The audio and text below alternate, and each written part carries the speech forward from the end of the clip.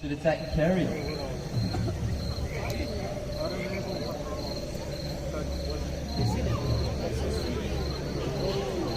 This unique adaptation is unusual in other avian species.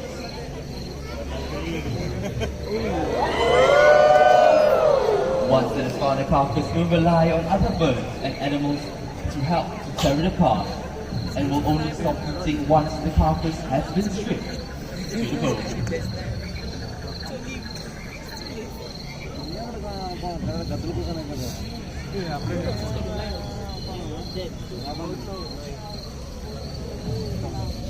As day comes to an end, these sinister-looking scavengers prepare to rest, just as the creatures of the night begin to awaken. As night falls,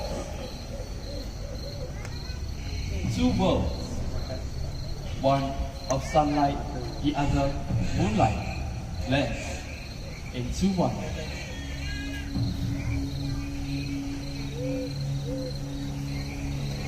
Animals like the white raccoon search for the last bits of food before heading home to rest.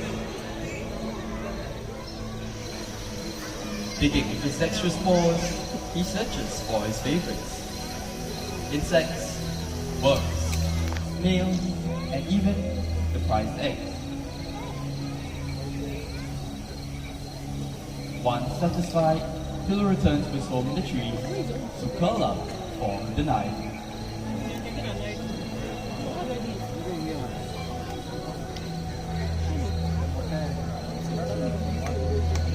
Settle down to sleep. The forest comes to life. Hidden amongst the shadows, nocturnal animals emerge from the dark silhouettes of the forest. With the body striped to provide perfect camouflage, a fishing cat appears along the riverbank.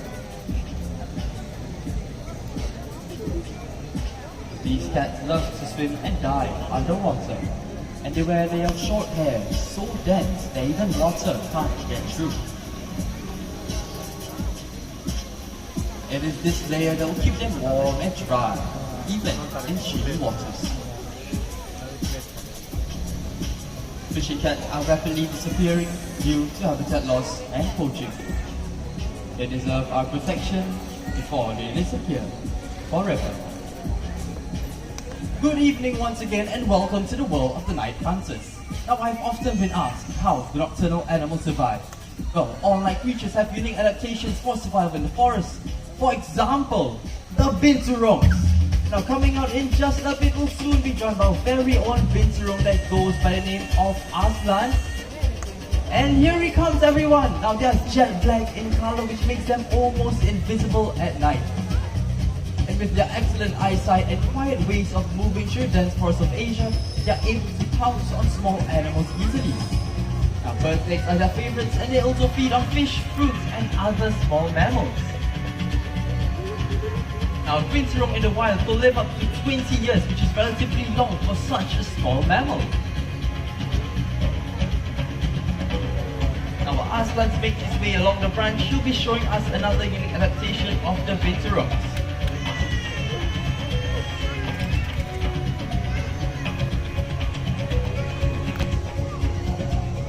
Now, and this adaptation would be his long, powerful, prehensile tails, which enables them to climb onto trees and hang from branches effortlessly. Now these tails are incredibly strong and can withstand their entire body weight, which in Aslan's case is around 15 kilograms. And if you happen to visit the binturong exhibit later in the night safari, you may come across a particular scent. Some people say they smell like Mandai leaves, but to me they smell more like buttered popcorn.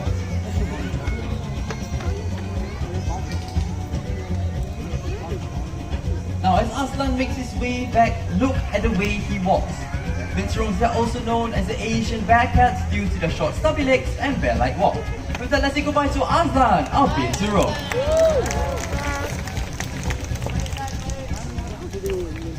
Now Now, while civet like the pincerons rely on their keen sense of smell for survival, other nocturnal animals rely on their acute hearing powers. I'm talking about the owls. Now, coming down in just a bit, we'll soon be joined by our very own Malay Fish Owl. And here he comes, everyone, meet Bulan, our Malay Fish Owl, also known as the Grumpy Fish Owl. And it can be found in regions such as Malaysia, Indonesia, and even right here in Singapore. Now, how many of you believe me when I say that owls are one of the quietest raptors when it comes to their flight? Let's go, show of hands. Alright, we have only the trainer believing so far. Anyone else? Well, man, Bulan here is going to show you just how silent they can be when they fly. And for that, I need everyone to remain seated. Keep your flashes switched off. And focus your attention over to... Wait. Okay, sadly, since Aslan does not want to get confined here, we will not be able to fly Bulan as per show today. I am so sorry, everybody.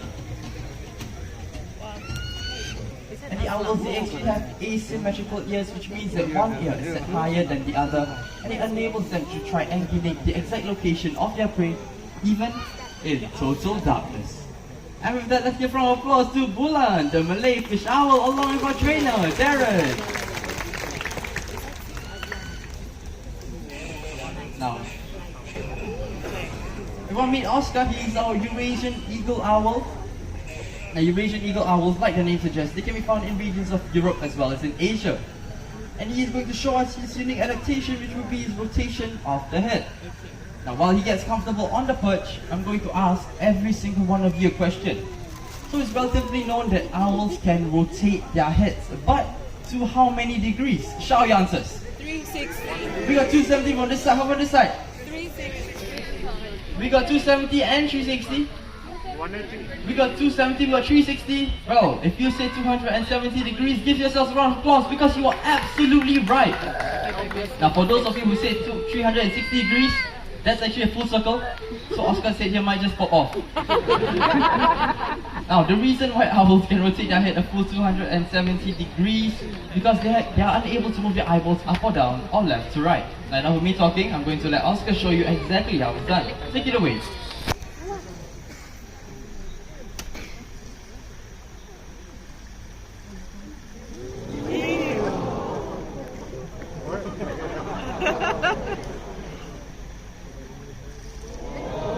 Full 270 degrees, but don't you think that was a little bit too quick? Would you guys like to see that one more time? Yeah! Alright, one more time for us, Oscar. It's hard to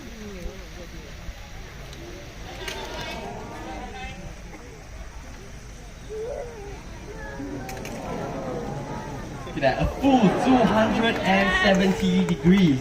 Very impressive and just a little bit creepy. So the reason why owls can do this is because they have very long and flexible necks.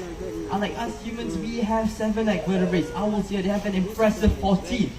And remember when I told you this is the Eurasian Eagle Owl? They are actually the largest species of owls found in the entire world, and their wingspan can stretch up to 6 feet in length, which is taller than our trainer Daphne over here. And look at that, Oscar showing off his magnificent wingspan. And with that, let's give a round of applause to Oscar, the Eurasian Eagle Owl, along with our trainer, Daphne.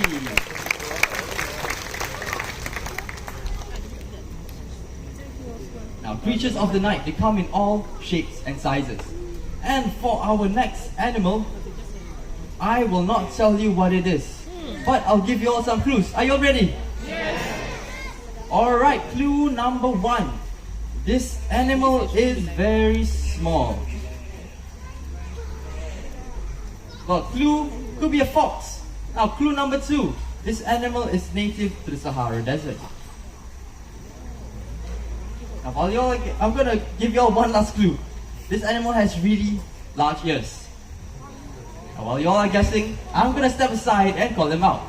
Zaya!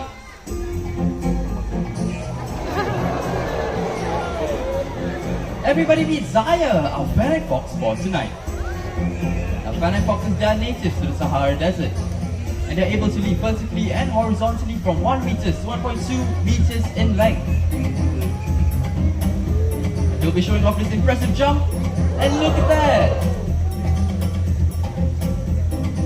Now in the desert, they'll use their sharp and curved claws to dig for their food, looking for things such as small insects, small mammals, and even scorpions.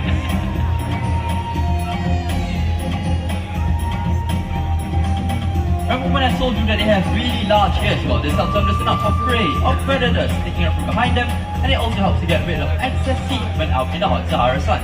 Alright, one more jump for Zaya. And look at that amazing jump!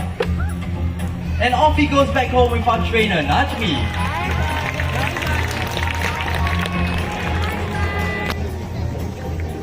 So cute, right? Yeah, cute. The trainer. Well, for our next segment, we'll be staying in the African continent. So just a reminder to remain seated, keep your flashes switched off.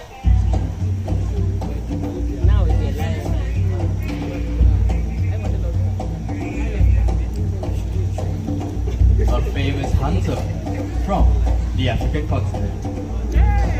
This animal possesses a keen sense of smell, able to detect carcasses from many miles away.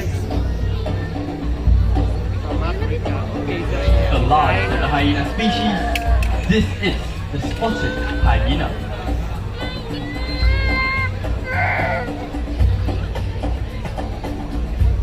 They have powerful jaws, able to crush bones, even those of elephants.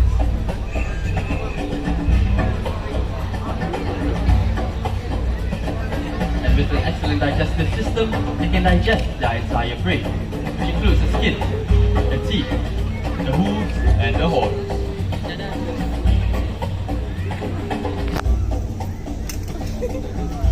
Most of the hyenas can run for long distances in search of their food due to the large parts. They are able to take down prey twice their size, including the zebras and the mighty buffaloes.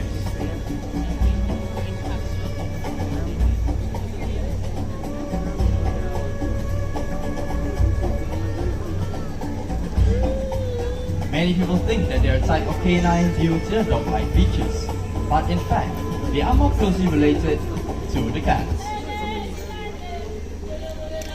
Now, speaking of cats, coming up next on the grasslands of Africa, will soon be joined by our very own serval that goes by the name of Shami. So just focus your attention over to the exhibit, and soon she'll be joining us. Now, servals, they actually resemble a miniature cheetah except for a relatively shorter tail. And that is not our serval, that is our human trainer, Liana.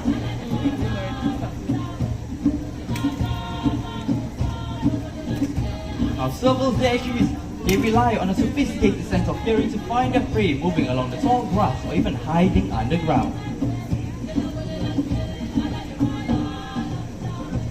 Let's give Shami some time, everyone. She's just a little bit shy tonight.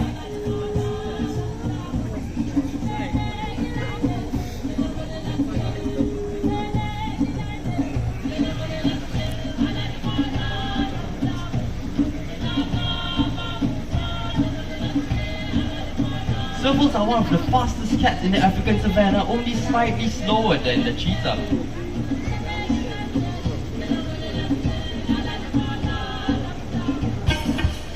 Now strolling in like the African queen, everybody meet Shami, our serval for tonight. And he'll be showing us her excellent hunting behaviors like jumping and pouncing in an effort to catch the feather.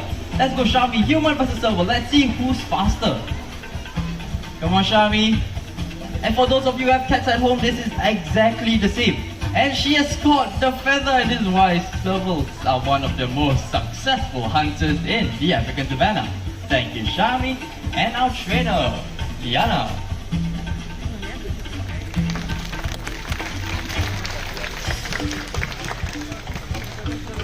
Now, the spots on the serval, they actually differ from serval to serval, much like us humans and our fingerprints. And if you happen to take a look at the back of Shami's ears just now, you may have noticed black and white markings. Now, these markings, they are also known as ocelli, and they serve as a natural deterrent against predators sticking out from behind them in the wild. And on a serious note, as you're touring around the night safari, you may come across many different endangered species, and just like the serval we saw earlier, they're all fighting a losing battle in the wild. It is estimated that 300 different species of animals go extinct every single year, and if we do not do anything about it, many more will soon join the list. There are many different things that we can do, such as conserving energy and even saving water. But the simplest thing that we can do right now is to not litter. So in the bin we have reminders to protect their cousins in the wild and the fragile environments that they call home. What we do makes a difference, and it is up to us to decide what type of difference we want to make. Because the greatest threat to our planet is the belief that someone else will save it for us. And with that, my name is Akil. On my right we have Najmi along with Rainbow, the great horned owl. On my left we have Daphne along with Bolan, the Malay Fish Owl. Up there we have Fazli for sounds and lights. Thank you everybody for coming to the Creatures of the Night show. Stay safe and good night. Bye bye.